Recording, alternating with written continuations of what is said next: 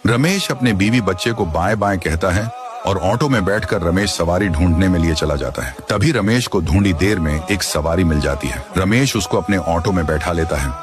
उसको अपने घर जाना था। रमेश को अंदाजा नहीं था कि उसके ऑटो में कौन बैठा है। रमेश 1 घंटे का सफर तय कर उस आदमी को उसके घर के पास लेकर आता है। जब रमेश ने उससे पैसे मांगे तो वो रमेश को गाली देते हुए कहने लगा, अबे बूढ़े, तुझे पता भी है तू किससे पैसे मांग रहा है? मैं इस एरिया का गुंडा हूँ और तूने पूरे रास्ते ऑटो 20 की स्पीड से चलाई, पूरा पकाया। ये कहकर उसने रमेश के चेहरे पर एक जोरदार बुतसुक्का मारा। रमेश ने अपना वही दम तोड़ दिया। उसके बाद वो गुंडा रमेश के बचे कूचे पैसे भी चुरा लेता है। फिर क्या था, एक आदमी भागते भागते रमेश के दरवाजे तक आ पहुंचता है और डोरबेल बजाने पर रमेश की बीवी बच्चा आदमी के सामने आते हैं। तभी वह आदमी उनको कहता है, तुम्हारे पति रमेश को बादल डॉन ने बड़ी बेरहमी से मारा। बस रमेश ने उससे सवारी के पैसे मांगे थे, इसीलिए। ये बात सुनकर दोनों फूट फूट कर रोने लगते हैं। फिर दोनों रमेश को कब्रिस्तान में दफना के फूल रखकर वहाँ से जाने लगते हैं। जब दोनों सुनसान रास्ते से अपने घर जा रहे थे, परंतु उनके सामने वही गुंडा अपनी जीप लेकर रास्ता अड़ाए खड़ा था। वो गुंडा बीवी से कहने लगता है, चल मेरे साथ एक कमरे में। इस बात पर बच्चे को बहुत गुस्सा आता है। वो कहने लगा, कौन है बे तू, चुपचाप यहाँ से निकल।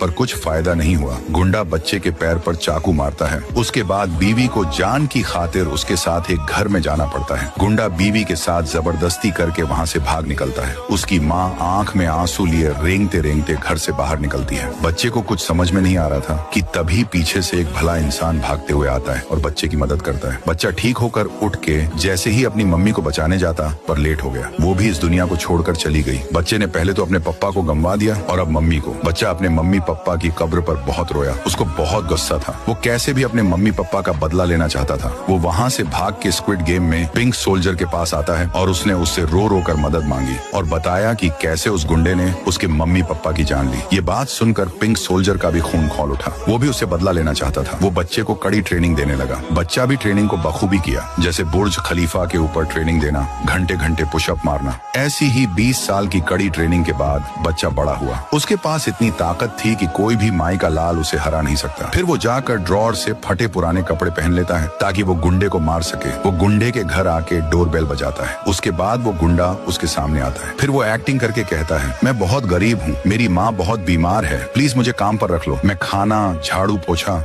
सब कर लेता हूँ। गुंडे ने उसे घर के काम में लिए रख लिया। उसने पहले तो गुंडे का दिल जीतने के लिए खाना बना के गुंडे को दिया। गुंडे ने उस खाने को खाया और अब सही टाइम था बदला लेने का। वो जल्दी से गुंडे के कमरे में आया और गुंडे को नींद से जगाता है। गुंडा उठ के उसके पास देखता है। वो उसे रोके कहता है, मैं उसका बेटा हूँ जिसको तुमने 20 साल पहले बड़ी बेरहमी से मारा था। ये कहकर उसने गुंडे को गोली मार दी। गुंडा भी मर जाता है।